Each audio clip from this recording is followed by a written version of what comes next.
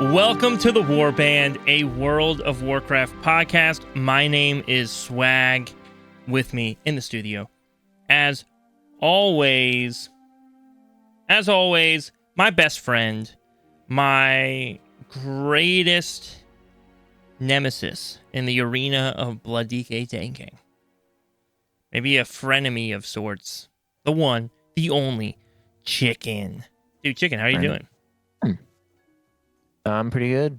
I didn't know we were at odds, but okay. It's kind of like a little rivalry. It makes me sad though, because we can't do content together. Yeah, because I don't want to DPS. That makes sense. I just can't do it. I tried to do it. It's just too different. I'm like, this is hard. Or not that it's hard, it's just this is so different. It is. Unholy feels so different. Oh yeah, especially this season. This season they've simplified it a lot, and if you're not used to that, it will definitely be very, very different. Well, and it's like the whole they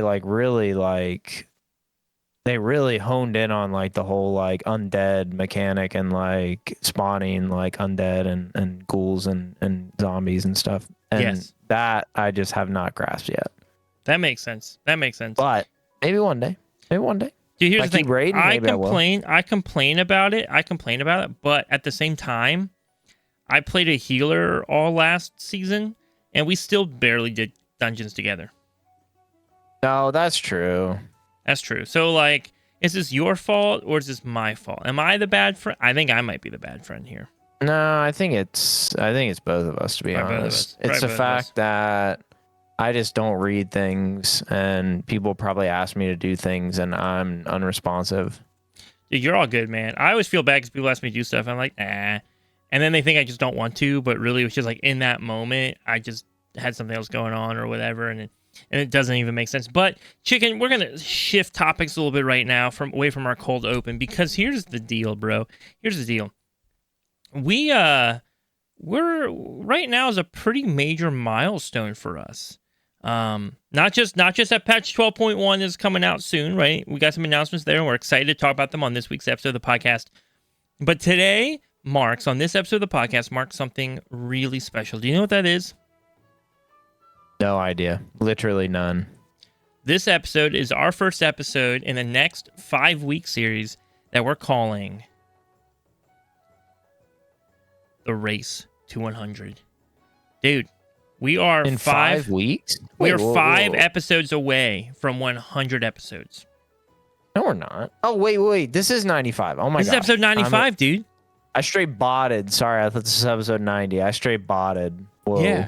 Yeah, dude. We are on our way to 100 episodes. And I want to take a second and just, like, dude, that's awesome, bro. Right? Like, that does. Ooh. Yeah. So I want to do some fun stuff to celebrate. Ooh.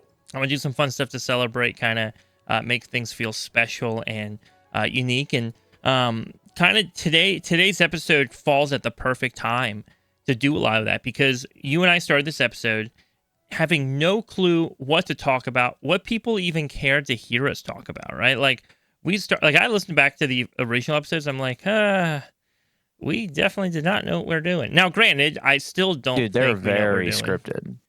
No, they weren't. Dude, our episodes were never scripted. What are you talking about? They were a little more like okay, scripted isn't the right word, but they were a little more like planned and like put together. How's that? That's true.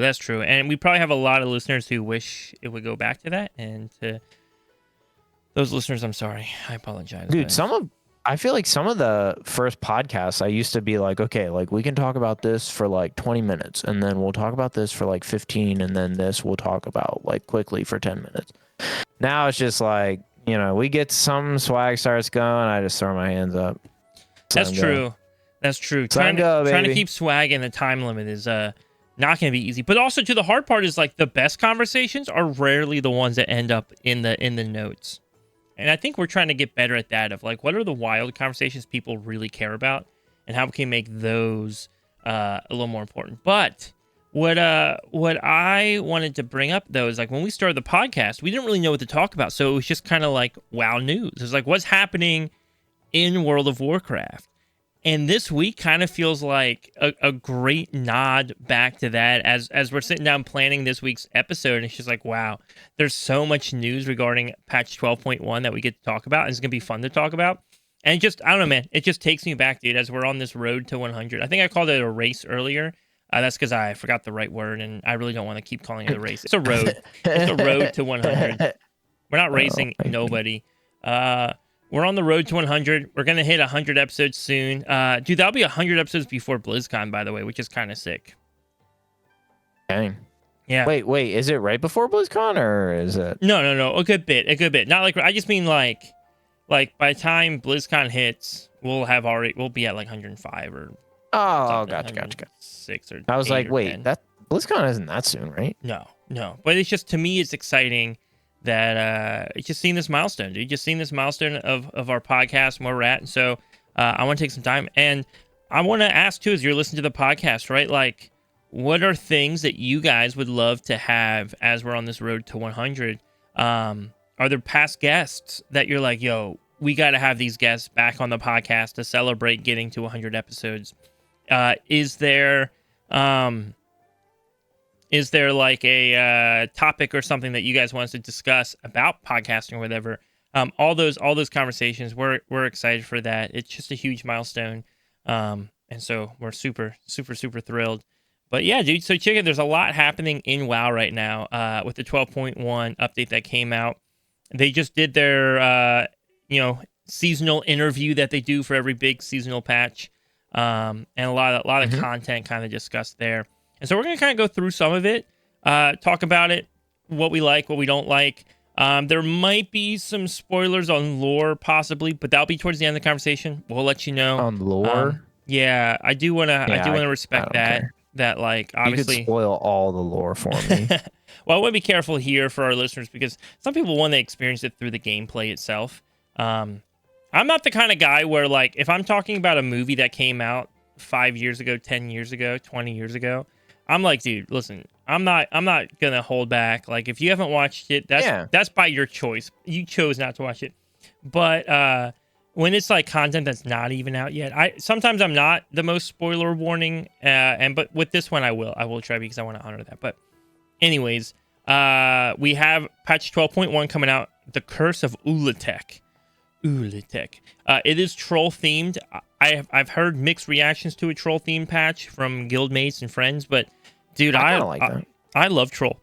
Troll content is like my favorite. Takes me back to, I think, some of my favorite moments in WoW, right? I remember being like a newish player in WoW, trying to go through Stranglethorn Vale for the first time, right? And like encountering I know some exactly what that is. dangerous trolls there, right? I remember, I think the big one for me though, when troll content like really got exciting, Sunken Temple, I believe that's the right dungeon I'm thinking of, was really cool. Sunken Temple. It was an old classic dungeon. Then I got to like Wrath, and you have I can't remember the name of the zone in Wrath, but Wrath had a couple troll themed dungeons and raid, and it just actually maybe didn't have a raid. It might not have a raid. I think it was just dungeons. But anyways, really great content. Pandaria had great troll content. I think most good expansions in WoW had great troll content. That's a pretty reoccurring theme. Pretty safe bet from the go with troll content. It's always just interesting, exciting. Feels very Warcraft when you're doing that. So I'm excited.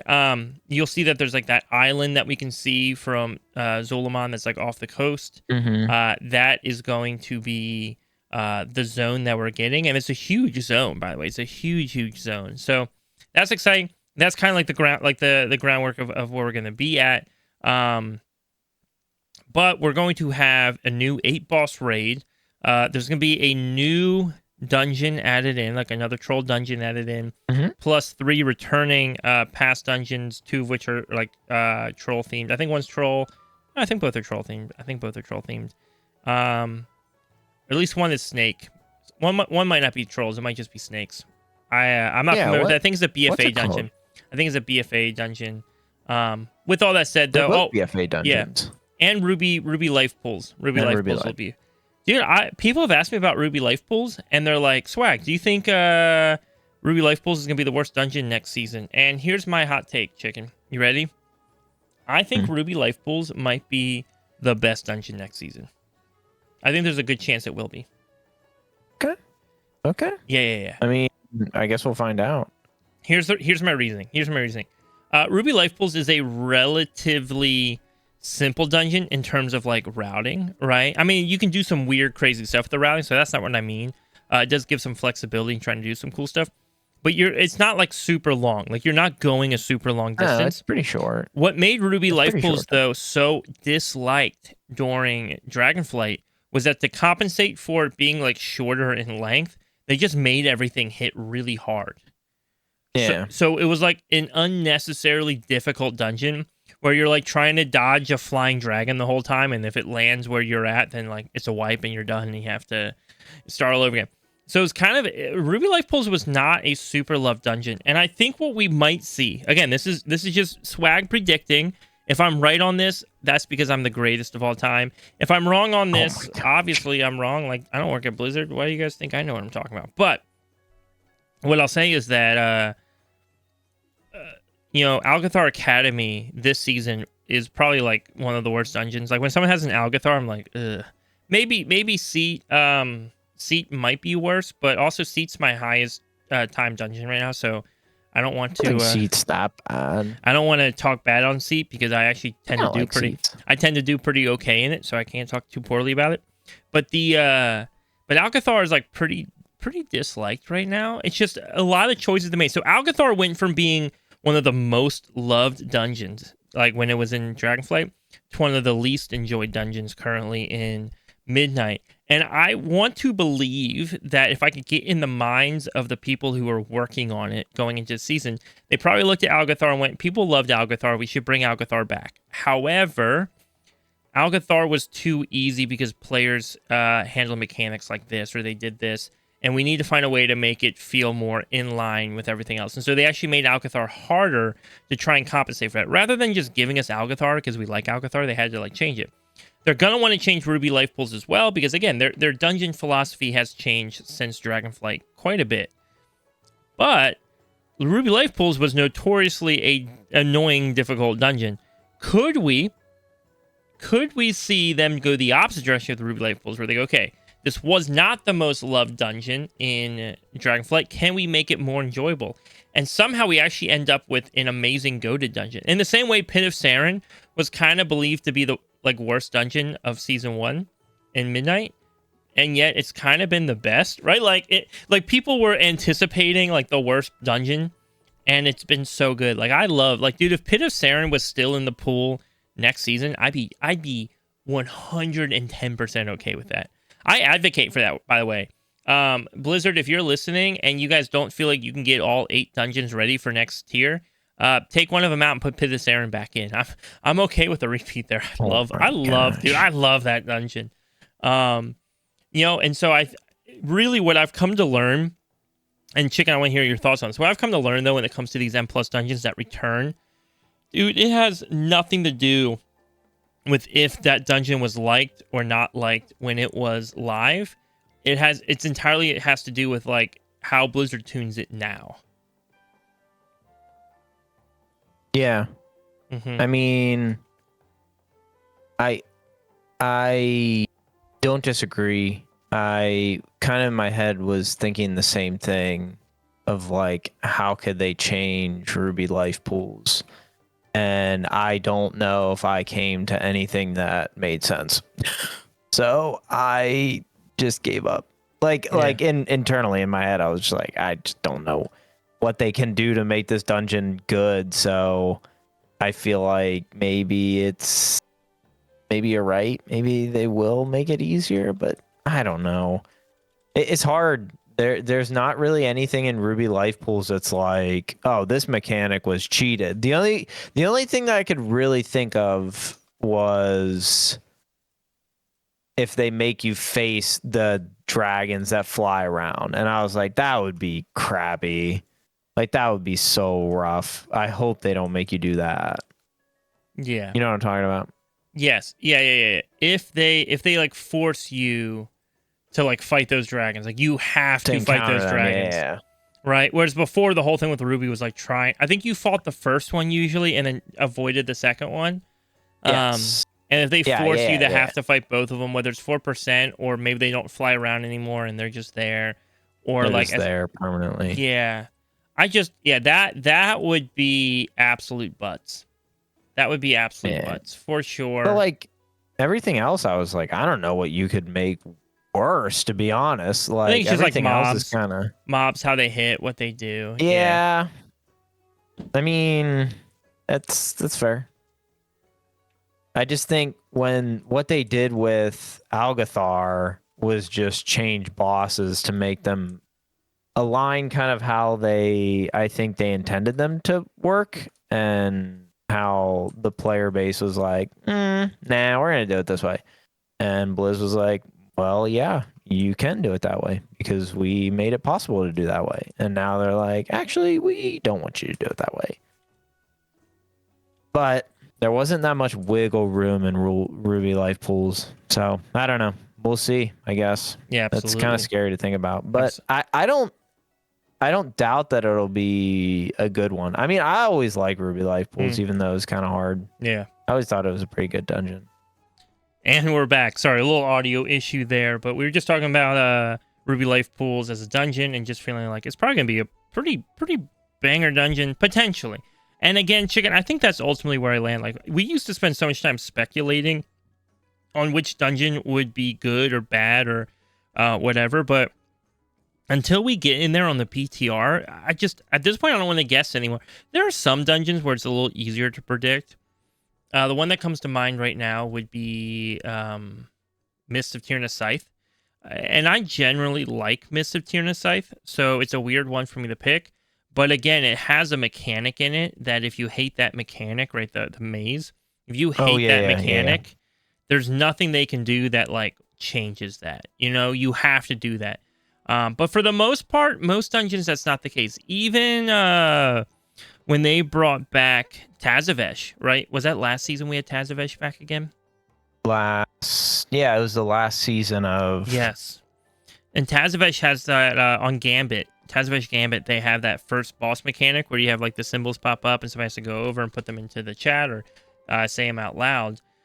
But for last season, they like rebuilt that mechanic. So really the limitation is like if it has to exist in the design of the route of the dungeon, like the physical dungeon, then yeah, there's not much they can do. But otherwise, it really seems like nothing's off limits for them to change or try things out or make adjustments, which ultimately means that we have no clue which dungeons are going to be the good ones, which ones aren't going to be the good ones. We kind of just have to feel it out. We do have some that make me nervous. The Den, right? I think that's what it is. Den of Naralek or whatever. Yeah. The bear one, right? That one, I don't know. I don't know how I feel about it yet. We'll find out. It kind of sucked as a normal dungeon, but also I thought. I agree with that. I thought back in Dragonflight, the oh gosh, I don't even remember the Knoll dungeon, Brackenhide Hollow. Brackenhide, yeah. I thought Brackenhide was gonna be a crappy dungeon when I played it as like a heroic, and then we did it in Mythic. I was like, oh, this is not bad at all. Like this is actually a genuinely enjoyable dungeon to do. So some of these you just don't know, but I will say that wind mechanic going to the second boss, I think it is. That wind mechanic is a little weird. Or is that the third? No, second boss. Yeah, the wind mechanic's a little weird. So we'll see. We'll see how that feels ultimately. It has that kind of intro where it feels like you have to route around to different spots. And that has been actually a really enjoyable part of my Zara Caverns. So I could see it being fun, but also I could see that one being a weird one. Again, it kind of sucked to do as a heroic or a normal, especially as a follower. It was horrendous. But we have no clue until we feel the tuning, dude. Like we could go in there and that could be the best one, right? And oftentimes the best one is usually just the easiest one. You know, like that's usually the best one. But yeah, I mean, it's not uncommon. I'm more nervous for Murder Row. I just like the whole. I did that dungeon recently because I was like trying to level a little bit, and the whole what's it called mechanic, the dining room mechanic, like that like I'm like, oh, like this in a mythic plus is gonna be rough. Well, there are multiple little mini games you can play during that, right? Yeah. I think there's like 2 or 3 different mini games you can get. I wonder if Blizzard was kind of using this season to test that and be like, hey, which ones do players seem to respond to positively and which ones do they respond to negatively? Because I would guarantee, I pretty much guarantee, I don't work for Blizzard, so you can't get your money back from me, but I would guarantee that Yeah. they're going to have just one mini game that everybody gets every time. And if that's the case, like when you're doing higher keys, if anything, it just becomes like a nice like breather moment before you have to like go start crazy pulling. Where that dungeon gets a little weird though is it has that, right? That's built into it. But then it is just trash after trash after trash after trash. Like I don't know if there is a higher trash count dungeon than Murder Row. Now, where it could be good is if they pull a Pit of Saren with it, and the trash is generally pretty stackable, then it could be really fun, right? Like where Murder Row gets really fun is if they allow us to do big pulls, and that's the hope, right? Because there's a lot of trash in that dungeon, and so if they let us pull big, bro, that would actually become super fun. No, I agree. Yeah, that one makes me a little nervous. I'm also kind of nervous for King's Rest. Yeah. I did that dungeon so many times during the what's it called event, the mount event. Yeah. To get they had it's the, oh my goodness, I don't even remember what mount it was, but I don't think I ever got it. It was super close to because you kept going after Gmod, right? Yeah, I kept going after Gmod, and it was right next to that raid in Zul'Aman. And yeah, it's got a sick name too. I can't remember what it's called. Dazarlor. Dazarlor. Yeah. And I was just like, I mean, I might as well just go over here and do this real quick. It only takes like 5 seconds. So I would just always go over to that dungeon and just like steamroll it real quick to try to get them out. I never got them out for that one. Actually, wait, I think I did actually. No, I definitely did get them out for that one. Sorry. I just don't use it because it's like an okay mount. Now you can though. Now when you go in there, although I don't think you can even mount in there, so maybe not actually. That's true. Yeah, I was more into the Underrot mount, which I did get as well. But yeah, it's one of those things like, I'm a little nervous. Again, right? It's just all tuning. How do they tune it? That gold boss is a little weird, right? So never mind. Yeah. So it all just depends on how you tune it, and we'll see. I'm excited though. I think the pool looks good. Yeah. Now, as we're talking about dungeons, though, right? One of the things Blizzard brought up, and it's a conversation you and I have had about gearing, right? And that M+ gearing is too good. Like ultimately, M+ gearing is too good, and I think there's a couple things that have made it worse, right? I think delves. The existence of delves and delves inherently being easier content forced Blizzard to give even better rewards in M+ for lower effort content. I don't want to say lower effort content, lower difficulty. Let me say that. Lower difficulty content. Right? So I think it just continued to expound upon this issue with M+ gearing. And my hope was that Blizzard would come back and say, hey, we get it. M+ gearing is like too infinite. Like you can just sit there and spam and get full heroic in a couple days in like a day if you really want to, right? That was kind of my hope that we would see happen. Blizzard kind of went the opposite route, and I don't hate it. I don't hate it. I think it's a good move. I think this is ultimately a good move. Not maybe the move I would have made, but I think a good move. And maybe if we have time on this episode, maybe a future episode, my mind might be changing on the whole like free heroic, lots of mythic kind of thing. You know, I mean, there's part of me that like enjoys having all this gear, but I don't know. I don't know how I feel. But anyways, point being though, back to the actual conversation at hand. Blizzard's answer to Mythic Plus giving out gear way too freely is actually quite interesting. So Heroic Raid will now reward Myth Track gear in the vault. Really? Yeah. So Heroic Raid now also. Oh, yeah. Dang. Now, though, here's the problem. Here's the problem with that. On one hand, you're like, oh, that's sick. That's awesome. Sure, great. But if I'm already doing a +10, and then I like do a heroic, but like it's still just one. Now the win though from that, I think, is that like if you're trying to farm like a specific trinket or something, you can like get a better shot at like a mythic trinket, right? So that's really dude, awesome. that's awesome. That's really awesome. There is a little controversy around this change though. I think it's fine. I don't hate I might it, start raiding again. but some of the top Mythic Plus players do not like this change.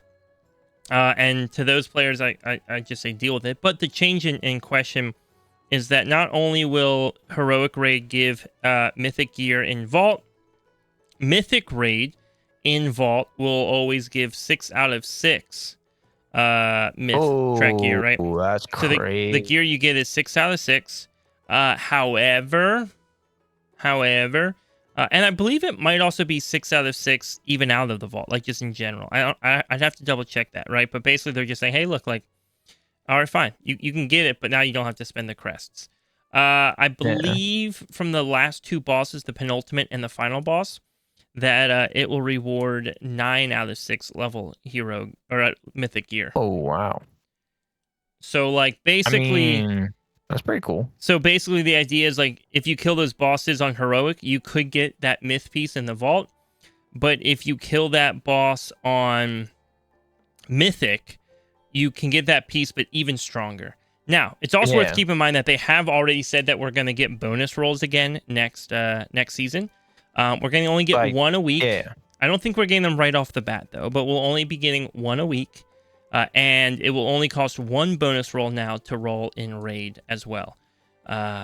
So now right. So I think what they're trying to form is like, hey, look, if there's that piece of loot that you really want off the final boss, that trinket that you love so much, but you know you're never going to be able to get out of mythic, cool. Go farm that boss on heroic, and you'll be able to get that piece of loot as a mythic piece of loot, right? Whether it's through the vault or just using your bonus rolls, because remember, bonus rolls are based off of what the vault reward would be for that content.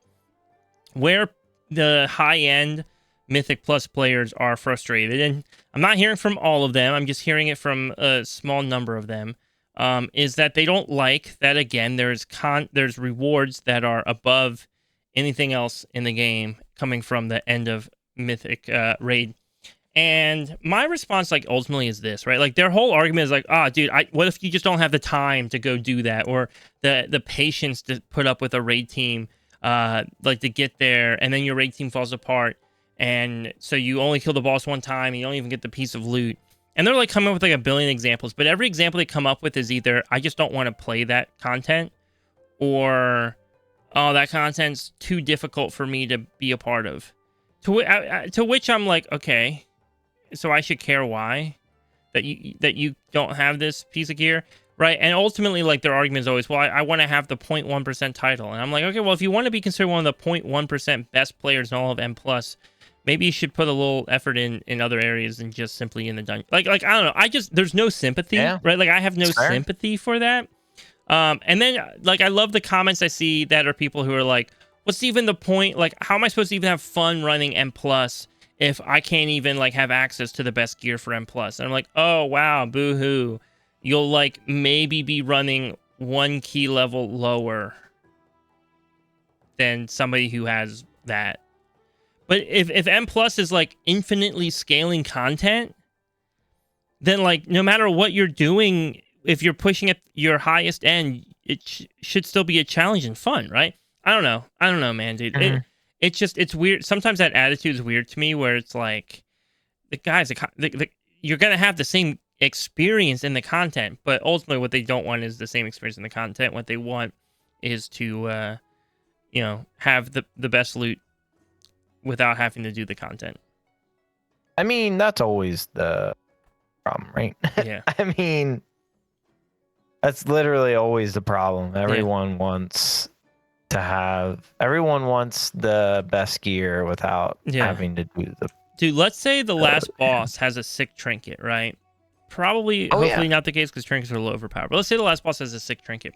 It will. It will. Yeah, and I dropped my bonus rolls to get it off of the heroic version of the fight, right? Which, by the way, makes heroic farm more valuable as like a raid team, right? Which is cool. Yeah. Oh yeah, it does. Yeah, although I hope it doesn't mean that our raid team won't go into Mythic and we'll just sit and farm Heroic forever, but that's a different conversation. Like let's say I get it and I've leveled up to 6 out of 6 now, and then I see someone else, maybe in our guild, probably not in our guilds. I see somebody else, maybe one of my friends, right, who has it as a 9 out of 6, right? Yeah. And they have that same trinket as a 9. Here, let me try to make the example as real as possible, right? Let's say I have it. Let's say I'm on my shaman. Let's say I heal next season, right? I'm on my shaman and I have it. It's my Bis trinket, 6 out of 6, right? And then Oreo joins us for a raid night, right? Her guild does kill Cutting Edge, right? They do get it every season. So, and she has a trinket 9 out of 6, and we're in raid together for some reason, right? I'm not gonna sit there and be like, boo hoo, like I should be able to get that. It's unfair that you have that. Right? Like, how am I supposed to keep up an M plus with people like you if I don't have that's not like that would never be my attitude. I would look at that and be like, yo, that's sick. You got that? Wow, that's awesome. Like, good work. Like, you worked hard for that. Plus, like, you got kind of lucky too, right? There's like a luck element to it. Like, I don't know. There's just something about that that's like, wow, that's cool. I miss the days when you could look at players who had cooler stuff than you because they like worked hard for it, and you were just like impressed. You're just like, wow. That's awesome. I'm so glad you have that. This modern WoW era of like, I deserve to have everything that everyone else has, and I just like, I don't know. I don't love that. I don't love that. I have a theory that some of that disappeared when we got transmog. I have like, I know it sounds weird, but like the only distinction now between players is like simply just like power, right, and how far you can push an M plus. And I think M plus probably plays a part into, because everybody's trying to race for a title that's based on the percentage, not based on like a rating. But I do wonder sometimes, like transmog, right? Like it used to be like you were just out and about, and when you saw somebody, you saw their achievements on their character, right? You didn't need a title, you didn't need a Lincoln achievement. You saw them, right? And you saw the gear that they had, and you're like, whoa, you have Thunder Fury, Blessed Blade of... Did someone say Thunder Fury, Blessed Blade of the Windseeker? Right? Yeah. Like, those are the moments that you're just like, wow, that's sick. That's awesome. Good job. Right? And I think we lost some of that with Transmog, because no longer was your character this, like, physical representation of what you achieved. But that's maybe a rabbit hole we don't have to go down when there's plenty of other news to talk about. Yeah, I mean, the only thing that I'll say about it, as we kind of go into some, just think as players where we want like that surefire, like we want that, like I want to get this done. I want this run to be successful. I don't want to not time this dungeon. I don't want to sit here and try to fight this raid boss 5-6 times. I want to one shot it. Like, dude, I did Spore Fall, whatever his name is, that dude. Yeah. I just did it on normal. I tried it on heroic one time. The group I was in just could not do it. They were just struggling on one of the mechanics. And when I was looking through, there was some dude that was doing like an alt heroic run, and he was only taking people that had done the fight on Mythic. And he's like Link Mythic achievement. And I was like, what? Like, dude, come on. Like, how badly do you want to one-shot this boss? Like, dude, right? I was like, what are we doing here, guys? Like, come on. Like, just get into a group. If it takes an hour and you don't get it, like, that's unfortunate, but I think that's just a game. Like, right? Well, I think that's the tough thing. The tough thing is that, like, there's also simultaneously nothing wrong with him doing that. And I know that a lot of people right now are going to be like, Swag, you're an idiot. Go listen to Chicken. Which, feelings I agree with you, right? But there's nothing actually, like, he's not breaking any rules. He's not doing anything wrong. No, he's not. Right? He's simply do it. By the way, though, what he is offering, though, is more than what most people offer. What he is offering is to be the one who go form a group, go promote the group, go invite people, coordinate everything, make sure everybody has what they need, right? Like he's putting that effort in, and so when you put that effort in, you get to be the guy who decides exactly what you want. But you are right in the sense that, man, we've hit a point where we're just like, we want in and out as fast as we can. And sometimes that's me, right? Sometimes that's me, dude. Sometimes I just like Like, I don't Oh want to no, deal with it, dude, right? me too. I'm right there too. Like, let me just show up, kill the thing, and leave. But also, I love Prague, right? Like, our raid team had probably our final raid night this past Thursday for the season. We kind of knew it was coming to an end. Having a little bit more trouble getting players in, but also I think kind of hitting a point where our raid leader wants to be able to focus in on some other stuff that's going on. Yeah. That he needs to take care of IRL, and so kind of slowing down. We got a couple fun events coming up that are going to be really exciting, and don't want to pull away from those. But like, and maybe I'll just pug it with guildies, right? We'll just do a guild pug, which isn't really a pug, but on paper it'll be called a pug, and keep at it. But there's something fun about Prague. We were pushing again that new boss, the Rotmeyer, I think, or whatever it is. Yeah, we were pushing that on Mythic, and it's hard. Like, I mean, was easy for Liquid, and I'm sure plenty of other guilds had an easy time on that fight. But for us, like, dude, that was a hard fight, right? Like, we got him down. I think our last pull of the night, we got him down to 47% health. We were struggling, but dude, it was so fun. Everyone there was having a great time. Like, even the last pull of the night, we're like, yo, we know we're not killing this guy. Our goal, though, like, if we can get him below 50% HP, then we had a successful and great final night, right? Like, at that point, our mindsets even shifted. Like, once we made that call, no one's looking at the loot pool saying, oh, I hope I get this when we kill him. I hope I get that. Everybody's just simply going, yeah, this is a goal that we have and that we want to achieve together. And it's just so awesome to like be a part of that. And it was fun. It was great. But then there's other times where you're like, dude, I literally just need to gear up this alt. I don't want to explain a mechanic. I don't want to tell people how to do this. I just want to kill him. And I'm sure that there are 10, 15 other people who exist in this game right now who also want to grab some gear for their alt and don't want to deal with the mechanics on this fight. Yeah, they're just like, I just want to do this, right? Yeah. No, I get it. And that's where it gets weird, though, right? Because then you also have players who are like, guys, I just want to get into a group, and every group I'm trying to get into. It's like when you graduate from college, right? So you get your bachelor's degree from college, and then you go to apply for a job at the local McDonald's. Local 5 and Dine. Local McDonald's, and they're like, hey man, dude, you need two master's degrees. We're gonna want to see like 25 years of experience in the McDonald's industry, and yeah. We also want to see your IO score, just because that is important for McDonald's customers to know. That is important. That their servers still have, or not even servers, just the person flipping burgers, because they don't even like take your order anymore, right? They have like the computer there, right? Yeah. They have to make sure the dude flipping burgers, knows how to run a plus 15. Yeah. No, yeah, I'm not in disagreement. Yeah. But anyways, all that to say, lots of elements to this, though. Gearing is going to change. The last piece I'll talk about with the gearing change, though, you'll see I even linked it in the notes, although it never comes with a page not found.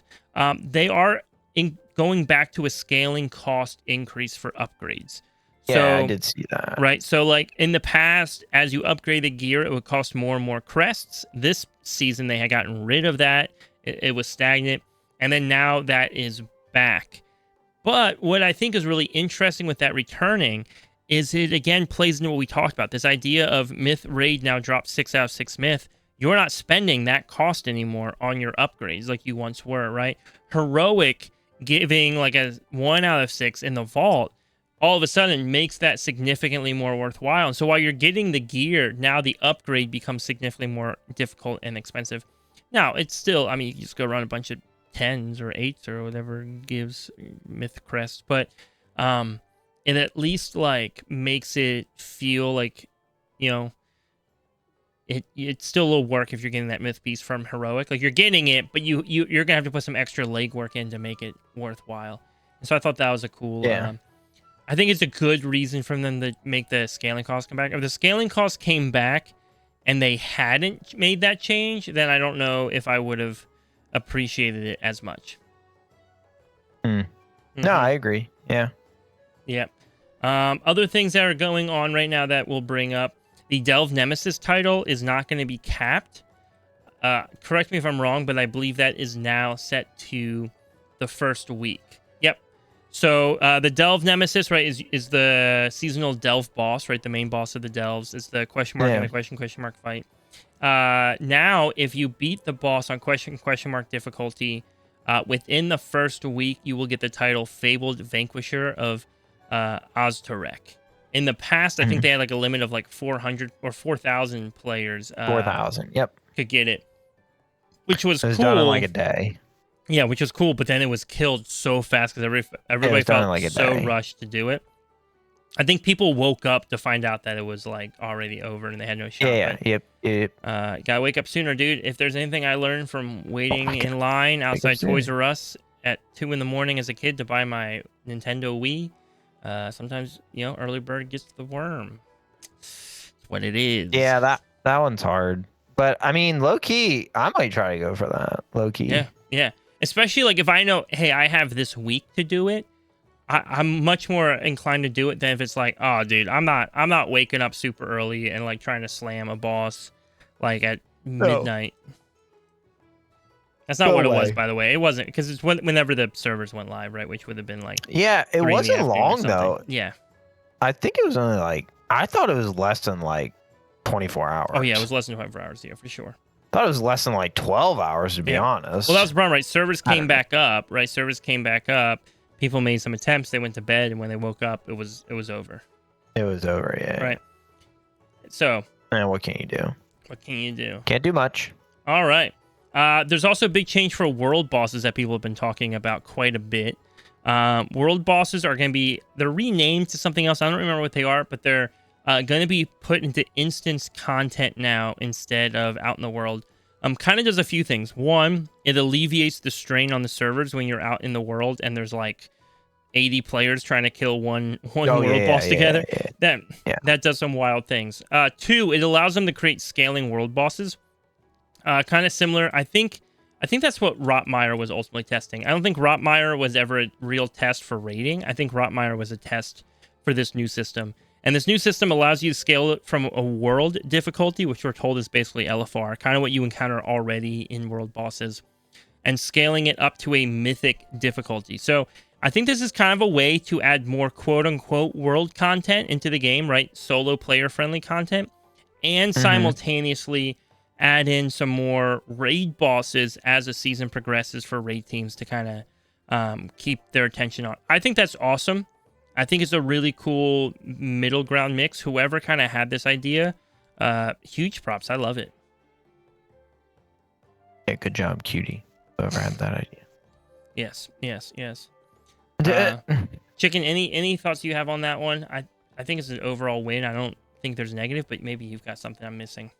Yeah, I think it's an overall good thing.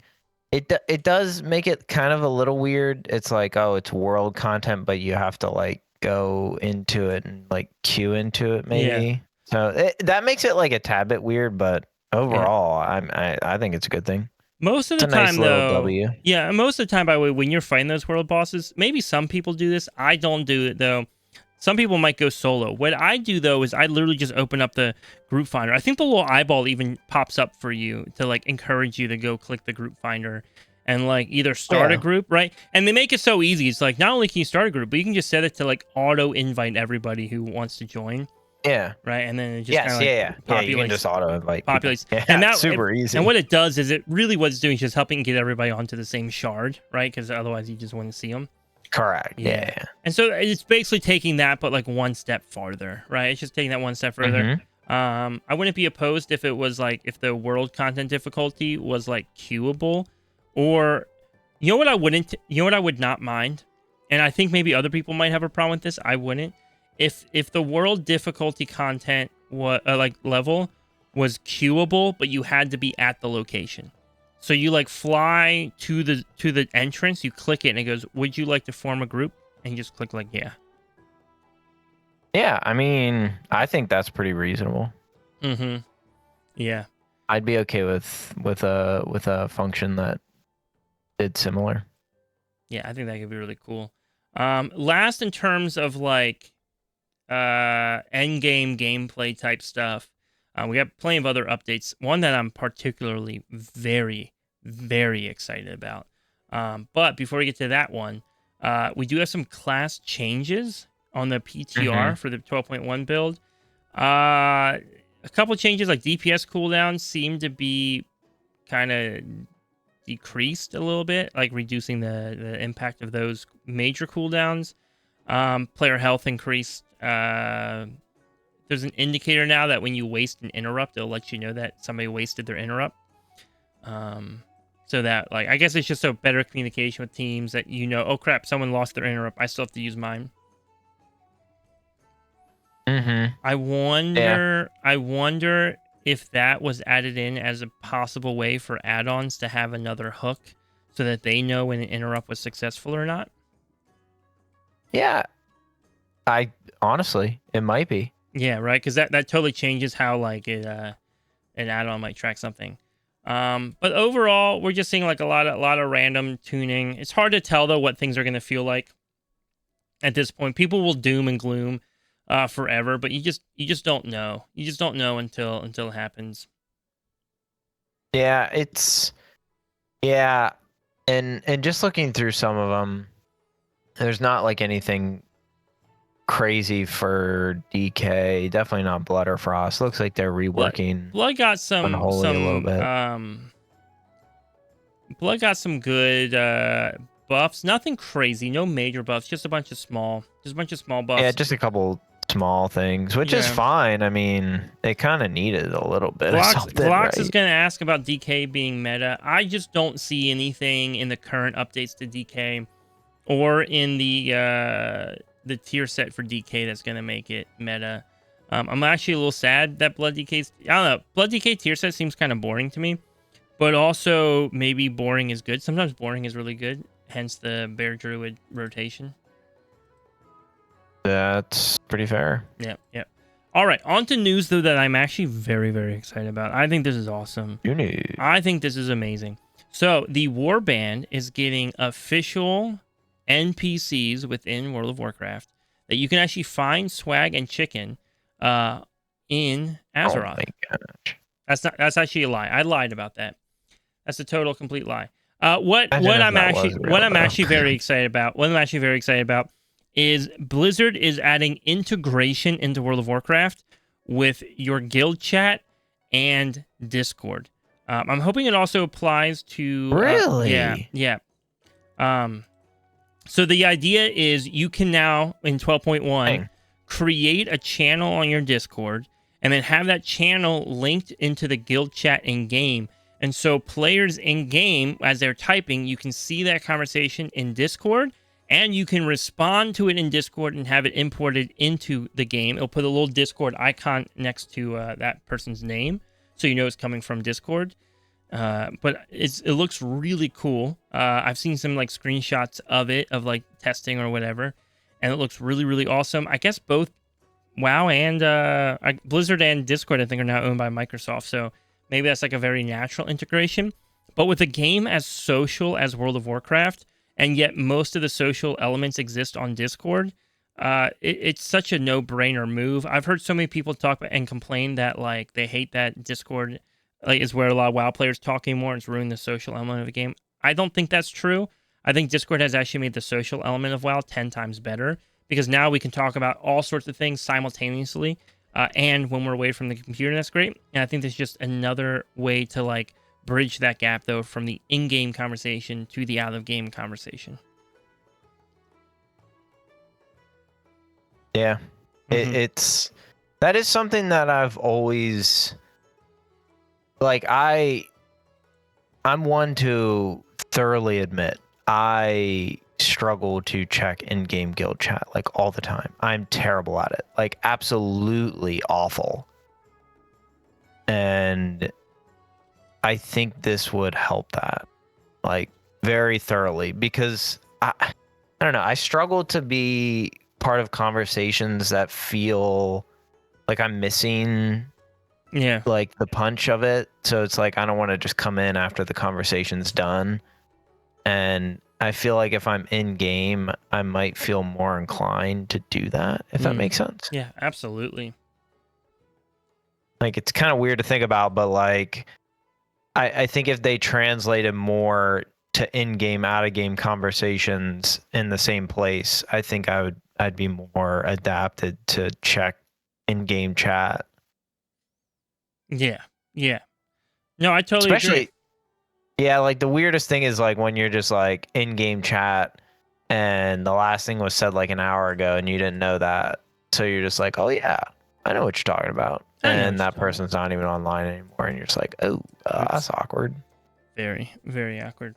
So yeah, I think that helps bridge that gap more and keep that conversation going and allowing it to exist in a place that's easier to go back and read and respond. And we'll just have to see how it works. I wonder if it'll have to like, if there'll be something in Discord that allows limitation as well, right? That like maybe you can't reply to a message like specifically or post GIFs or links or things, right? So we'll have to see kind of how that works and all the integrations, but I just think that's such a good move. Again, we mentioned that there were other things we loved. The boss, right? The world boss going instance content.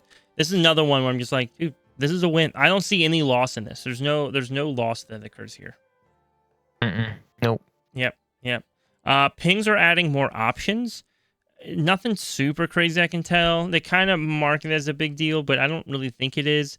Basically, like you can set your ping so they only target the ground or they only target mobs, or both.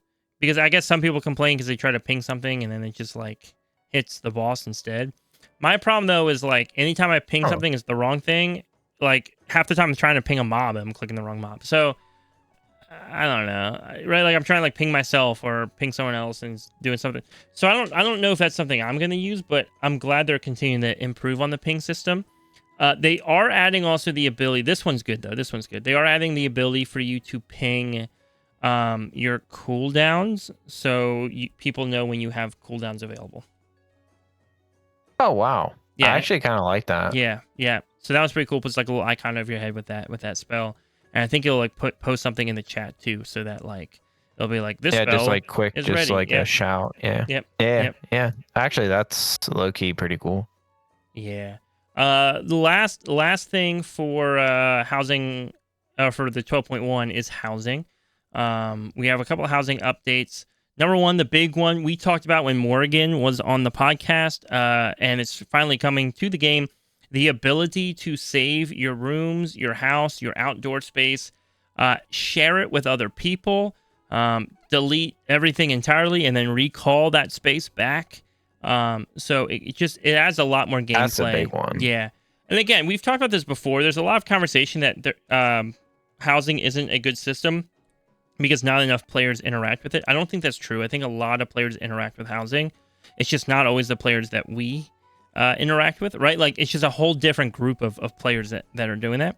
But they're going to get bored of it if they can't like feel like they can safely rework their house, right? Because how many times can you just totally delete something and not feel like you can ever get it back again, right? It takes a toll on you. So this will be absolutely huge. The other one that my wife has been particularly excited about, very, very excited, is they are now adding the ability for your non-combat pets to wander around your home. There's a pet bed you can get, and when you put those pet beds down, it will allow your pets to just kind of wander around. They finally kind of figured out the system to allow those NPCs to like navigate your home regardless of like how you've designed it. Dude, that's great. It's like that adds the aspect that I think people are looking for, because nothing like going into a house and there's just nothing going on, right? You just go to your house and you're like, oh wow, it'd be nice if there was something else here, someone else something here, moving, right? Yeah, and then now it's just like, ooh, I got like my little doggy walking around, right? Yeah, that's a big W, big W. Absolutely, which I think is going to be just so cool. Just so cool to kind of see that going on, having that happen. One other note that we'll put in, this was a little bit of a lore spoiler element in here, but I'm just going to mention it. I think you're safe to listen. There's a little bit of, or maybe not, maybe you don't want to listen. With the new zone, new raid, there's going to be a character who players have actually really liked. Players have liked this character. I think they weren't supposed to be a likable character, but they're actually significantly more likable as a character because they're interesting. They're like a genuinely interesting character compared to like Erator. They're just way more interesting. But it looks like they might end up being a raid boss, and we kill them off pretty quickly. And players aren't super thrilled about that. They're not super thrilled that we're finally getting like a good, like not good, but like we're finally getting like a well-written character that feels like there's something interesting. Feels like there's like, I don't know. I think WoW is at its best, and I was posting on X about this week. I think WoW is at its best when a lot of the characters have more morally gray actions, right, and choices and decisions. One of the best examples of that is like Arthas, right? Coling Stratholme. You probably don't know what I'm talking about, but Arthas basically finds out that this city that he is going to be king over one day, right? It's in the territory that his father is king over. That this city, the people in it have eaten grain that was poisoned with the plague. And so all these people were going to die in this city. And then after they died, they would resurrect into undead. And so Arthas had to make the choice of like, okay, what do we do? Do we try to like lock down the city and find some way to cure them? Or do we go in and just kill everybody and like make sure that this can't spread? Because if we get this wrong, more people will die. And so he made the choice to go in there and kill everyone. He went in with his soldiers and they just killed everybody in that city to ensure that the plague could not spread outside of it. And it's kind of seen as the first choice in a series of choices he makes to eventually become the Lich King and become this villain. But it was a very morally gray choice because, like, ultimately, what do you do in that moment? Like, what's the right thing to do? And I just think that when WoW writes characters like that, it's so much more interesting than it would be just to have like, oh wow, here's Erator, and he's just walking around telling his parents why they don't understand the world anymore and that they're wrong about everything, right? When you have, and by the way, the character in question, right, like is Zul'Jin, right? And we have a character like Zul'Jin, and he's making choices that he wants to do the right thing for his people, but he's also kind of, he's got his own views on things, and he doesn't know if he wants to trust the Loa and all this stuff, right? Like, and then he's manipulated, he's tricked, right? It kind of, in some ways, reminds you a little bit of an Arthas type character, but one of those just morally gray characters. Like, he's trying to do something, he's kind of cool. Even if he long-term becomes a villain, like, I don't have a problem with that. I just don't love the, like, all right, we finally have an interesting... never mind, they're dead. We killed them off. They're done. Raid boss over. And maybe we don't kill them. We don't know for certain if we do or don't kill them, but they are a raid boss now, so we'll find out. I don't know. They are a raid boss, so yeah, we're going to at least hurt them. Yeah, I just think that it feels a little weird that they finally got a character. And by the way, I don't think they wanted us to like this character as much as we do. I don't think that was the intent, but again, I do think he's an interesting character, and kind of stinks to maybe possibly lose that. So that's kind of, some of the lore conversation going on right now that, people are talking about. Interesting. Yeah. All right. Last two things. We'll get these out of the way pretty quick. There's a 1% mount. We've been talking about that for a while, but they finally announced what it looks like. Yeah, it's cool. It's just the Beleren bird, but red and black. Instead of gold and purple. Some people are really upset, though. I've seen some people are really upset. They're like, it's too hard to get now. Let me try to phrase it as close to the original as I can remember. As a mount farmer, this is too difficult to get, requiring plus 20 keys to be timed. And again, it's back to that conversation of like, just because you're a mount farmer, just because you put that title on yourself doesn't mean that you are owed every mount, right? Like, mount farming is something you can do in the game, but like, mount farming is not like, I don't know, it's not a exclusive game format, right? Like, if Blizzard came out and was like, hey, look, in order to get the PvP title, you have to go raid and complete raid. I'd be like, okay, that feels a little weird, right?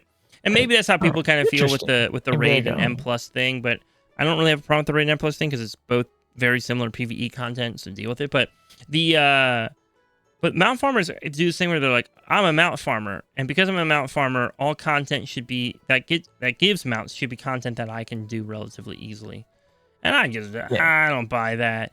Like, let people just have a cool thing. So, anyways, it's a cool looking mount.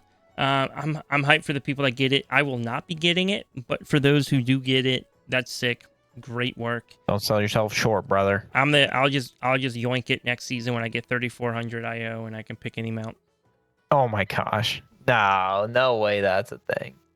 All right. Anyways, lastly in the news category, lots of news this week. There is World Cup decor. You can get some World Cup decor. It's a trophy. You can also get a Horde jersey and an Alliance jersey that are like kind of folded up in like a frame, like you would have like in your home or something. So those are really cool. And they're really, really, really easy to get. They're actually very easy. Yeah. It's in Silvermoon. Head over to like the school area where the big checkerboard is, or the big chessboard, whatever you want to call it. And you kick a soccer ball 3 times, and now you have more housing decor. Yep. That's it. That's literally it. I'm not even like simplifying it. Yeah, it's super easy. If you're still confused, just YouTube it. It's astronomically easy. Yeah, there's a guy who like you buy it off of, you kick a ball into a goal 3 times, and then it just rewards you the decor. You get a if you're trying to figure out where to start, there's an achievement called goal with an exclamation mark at the end. Goal with an exclamation mark. That's the achievement. Yeah, that's true. Once you get that achievement, the decor goes into your bags automatically, or into your supply chain of housing stuff, whatever. All right. With that said, though, we're about to get into our listener questions.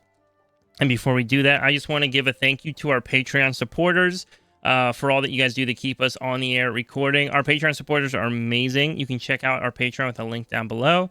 Patreon supporters always get first dibs on our questions. They're also allowed to ask questions via audio instead of just a text question. And we have started live streaming to our Patreon as well whenever we record, so that they can hear it live, or even have sooner or quicker, earlier access to it than everyone else would have. Except for today, because our audio pooped out somehow. But whatever. We also have our guild, Astra, that we want to invite you to be a part of. Astra is an amazing guild. Just to clarify, Chicken and I, we are not the guild masters of this guild. We did not form the guild. We simply just stumbled across it one day, and we love it. Those are our people. We love hanging out with them. But if you're looking for a place to call home, to have friends, to try out different forms of content, and like just test your metal or show off your housing or whatever else, we want to invite you to be a part of Astra. And lastly, the last thing I'll mention, and I really want to encourage you guys to do this because we have like half our plots still open. I need some help with the endeavors. I can't do this alone. But I really want to encourage you guys. We have the Warband podcast neighborhood. It's awesome. There are so many cool houses in there. Some of my favorite people hang out in that neighborhood. And we got about maybe 15, 20 plots left in the neighborhood. So if you would like to join us in there, pop onto our Discord in the description below, the Warband Discord. And all you have to do is just go to the general chat and let us know, hey, I want to join the neighborhood. Here's my character's name and server, and we will add you to the whitelist for that, which will allow you to just go and make a house on any plot that is still open. With that said, let's dive into our questions for this week. We have a listener question coming in from the one, the only, Tiger Ace Ray, and he says, thoughts on the returning M+ dungeons, Ruby Life Pools, King's Rest, and Temple of Seth Rallis, were these dungeons you expected? We mostly talked about this a good bit at the beginning of the podcast, just in general. What I will say, though, is King's Rest and Temple of Seth Rallis, while I didn't predict ahead of time that they come back, I think if I had sat down and looked at a pool of previous M+ dungeons, 100% I would have picked those two as ones that were coming back. They're so thematically in line with what we're doing that it would have, like, if I was trying to guess ahead of time, I would have picked it. Ruby Life Pools would be another one that I think is pretty obvious that was coming back. But if you had given me a list of Dragonflight dungeons, I don't think that would have been the one I would have picked as coming back. But that's because Ruby was probably my least favorite dungeon in Dragonflight, so that might have been just like a personal choice. makes sense. Yeah, I mean, yeah, we talked about it a lot. So We did. Chicken, if you could have had your own, like if you had your choice of Dragonflight dungeons coming back, obviously you had Algathar this season, so you couldn't pick Algathar. Which one would you have picked? Would it have been Ruby, or would you have gone for a different one? yeah, I don't know. To be honest, this is kind of a throw, but it might have been the second half of the Mega Dungeon, which I cannot remember the name of right now. The Dawn of the Infinite, I think, right? Yes, that's what it was called. Oh my goodness. Yeah, Dawn of the Infinite. Yeah, That was the fun. lower half. Yep. That was fun. Or upper, whichever one goes second. The second half, yeah. The second half. Yeah, I think lower upper was just a Karazhan thing because it was physical in the building. Yeah. The second half of Dawn of the Infinite, I thought was really good. I liked that dungeon overall, but obviously they wouldn't put in the whole thing.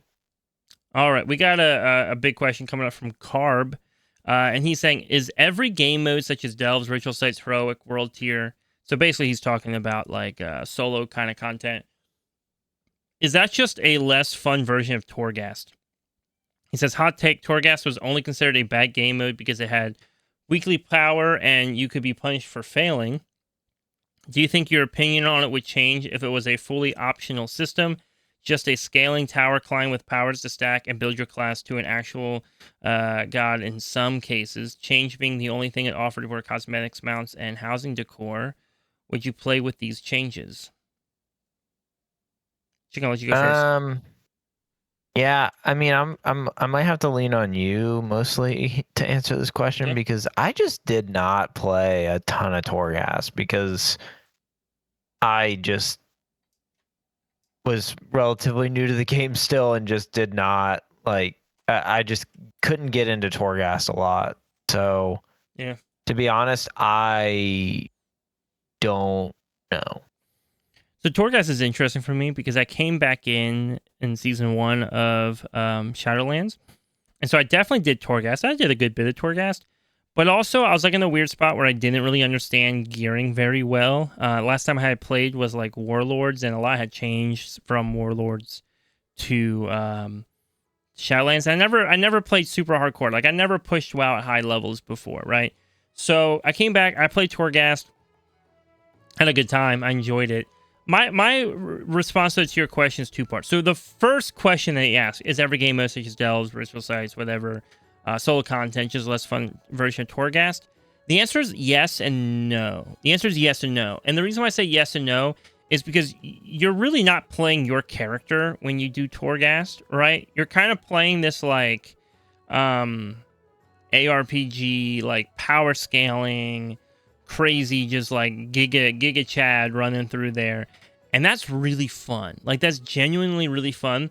But also at the same time, like, playing your character as your character is also really fun. And I think Delves, Ritual Sites, Heroic World Tier kind of offer their own thing. Each one of them offers their own thing. Right? The idea of Delves being like, yo, you guys should do like a slower, self-paced, kind of dungeon-esque experience, which is really cool. They kind of offer that. I don't think Torghast offers that. And so I think they offer things Torghast doesn't offer. I'd also be like really concerned with gear rewards coming from a Torghast type content, right? Because it's such a random power scale content that like giving gear rewards feels weird in that. So that takes me to like the second half of your question. If all Torghast offered was like cosmetics, mounts, and housing decor, do I think it would be fun? Oh, heck yeah, dude. I think it would be like super duper fun. Like I'd be all over that, man. I'd be all over that, hands down. I think it'd be fun. It'd be something silly to do. All in. So like, one hand, I don't think they're a less fun version of Torghast because they are their own thing. And I think the people who love that content, the Delves and Ritual Sites Heroic World Tier, I don't think Torghast necessarily fills that void. But if I had Torghast that I was just doing because I wanted to collect things and not Torghast that I had to do because I needed to get a certain amount of upgrade points to like get my gear crafted, then I think I would enjoy Torghast. But Torghast kind of felt forced on me. It just felt really forced on me, and it didn't feel like a fun experience. I also think there's a much better lightheartedness in some of the other content that makes it a little bit more palatable long term versus the constant drawl of Torghast. But I wouldn't mind if Torghast came back for some reason. If there was like a season where they just brought Torghast back for one season, kind of like they did with back in the War Within with the Visions or whatever it was, I'd be all over that. Anyways, last question coming from Peppers. I'm a new player. How do I find people to play with? I tried a couple guilds, but no one found my input important and just wanted to find people to play with. What do you think, Chicken? Yeah, so I would say there's two avenues here, right? One, just keep trying to find a guild. Maybe you'll find one that you just feel like you click with, one that you just, you find people that just, they're your people, right? Mm-hmm. And that avenue kind of seems like you've already explored it. You haven't had much luck. So that probably is a little sour taste in your mouth, right? My best piece of advice as someone that might have, well, I don't have bad luck with guilds or anything, but someone that doesn't, I'm in a guild, but I'm not like super duper involved. Just try maybe running some pugs. Maybe if you find some people you really click with in pugs and they seem reasonable, just, hey, can I shoot you a BNet invite or a BNet friend request, right? Yeah. And sometimes you'll find people that you like playing with in BNet, and maybe they'll become people that you can game with, right? I mean, I know I've done that with a couple people, and I think there's still there's one guy that I have on BNet that he invites me to random dungeons every once in a while, and I used to go to them all the time, but now I'm just I just don't have time. Sorry. Yeah. I mean, that's an avenue. I've definitely explored it before. I don't know what your thoughts are. Yeah, so there's a couple. If you're looking for people so you can learn content, especially dungeons, right? WoW Made Easy is for sure one of those ways. It's like a Discord group where people kind of form dungeons to run. I saw that you recently just joined Astra, I think today. So hopefully you find a community in there that you love and you can enjoy. And that could be super helpful. A couple pieces of advice I would have is when you find a guild, you're now in our guild, so I can speak towards what we do. But if that guild offers organized group content, whether it's, we run what we call Academy Raid, which is like a first come, first serve raid event where we kind of teach mechanics and raids and whatnot. Those can be great ways to just form friendships, right?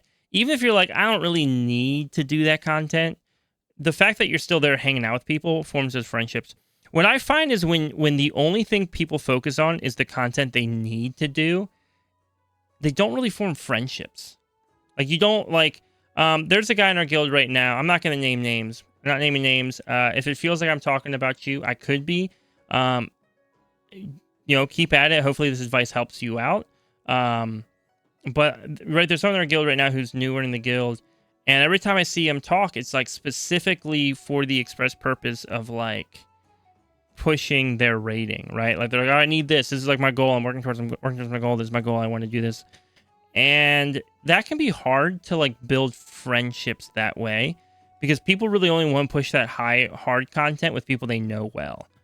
To be fair, right? I'm the same way. I even though you're a guild member, I don't know if I want to take the risk, right? And so getting into those alternative events and things we do our Academy Raid or our weekly keys event where we form groups and go run keys together. Those kind of things can be super, super, super good to form those friendships and connect with people. And then later on, now you're running the content you really want to do because you put the time in to build that relational rapport first before just trying to get in, right? Just because you join a guild doesn't mean that you deserve to be in everybody's dungeon group or on the raid team. That's just the nature of it, right? Form those relationships first and find ways to do that. The other day I was just running a +2 with somebody, helping them out. There's no reason on earth my 288 eye level 3100 rating tank needs to be running a +2. but a guild member was trying to run a key, and you know what? I had some free time. Why not? Why not? Let's pop in there. And I didn't know this guy. I've never talked to him before, and I was like, I just want to kind of just spend some time so they feel comfortable and get to know more people. Yeah. So that's number one. That's number one. The relational, right? Focus on the relational rapport first, not the content, but the relational rapport.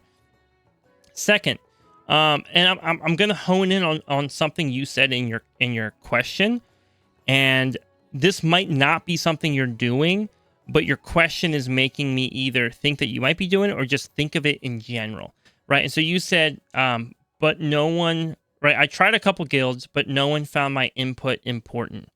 The reality is again, it's a relational question. When you join a guild, right, like your input isn't that important. Right, I've known too many people. Again, I'll use another example of someone from our guild. I won't name names, but there was a time where we were running our academy raid, and we had someone new join our raid. This was a little while back. Someone new joined the Academy raid and started raiding with us. And every raid night, it felt like they wanted to be the raid leader. They were like, kept trying to explain mechanics and be like, oh, hey, like we can do this instead. Oh, yeah, this my other guild or another team I've raided with has done this on this fight. And it's like, dude, calm down. Calm down. There's something weird. I'm going to be honest. There's something that's difficult when you're on a new team or in a new group and people haven't yet had that chance to get to know you yet. But then you keep coming in with like, oh, no, you can do it better this way. You can do it better this way. Do this instead. Yeah. People don't receive that well. Even if your advice is correct, even if your advice is the right advice, people don't usually receive that super well. They want to have that relational rapport first. So that would be my response is just focus on building those relationships. And then over time, you will gain more and more trust from the people there. And not everyone will always be the people you run stuff with, but you will find within that guild, you will find your crew, your people, the people that you love hanging out with. It just takes some time. And dude, rooting for you, though. Rooting that you find those people. Hopefully it's within our guild. That'd be sick. Last question for the podcast. It was not asked, but just want to make sure we answer it. Glocks is probably thinking, I wonder if Blood Decay will be meta next season. Based on the class changes, Glocks, I don't think it will be. Oh my gosh, bro. Just letting you know, he's asked quite a few times, so just wanted to... He always asks. Do that, right? Anyways, anybody... Wow, that was weird. Sorry. I just went into like raid leader mode for a second. I raid lead, back a raid lead a lot. And so... we finished the questions, and my brain, like when you default and you just start saying words before you know what you're talking about. I went to ask, does anyone else have any questions? Before does anyone else have any questions? Anyone else have any questions? Oh my gosh! As we're sitting here alone in the anyone Discord else have any voice questions? chat. Anyone else have any questions? And sure enough, some of these like, what if I punch this and stand in the fire? And then I'm like, okay, all right. Anyways. That's everything we have for this week's episode of the Warband Podcast. This is episode 95. We are on the road to 100. We are so excited. So please leave a comment. Let us know how you originally came across this podcast, how long you've been listening for. We want to include maybe some of that at the start of our episodes as we're doing our road to 100. But thank you, everyone, and we will see you next week on episode 96.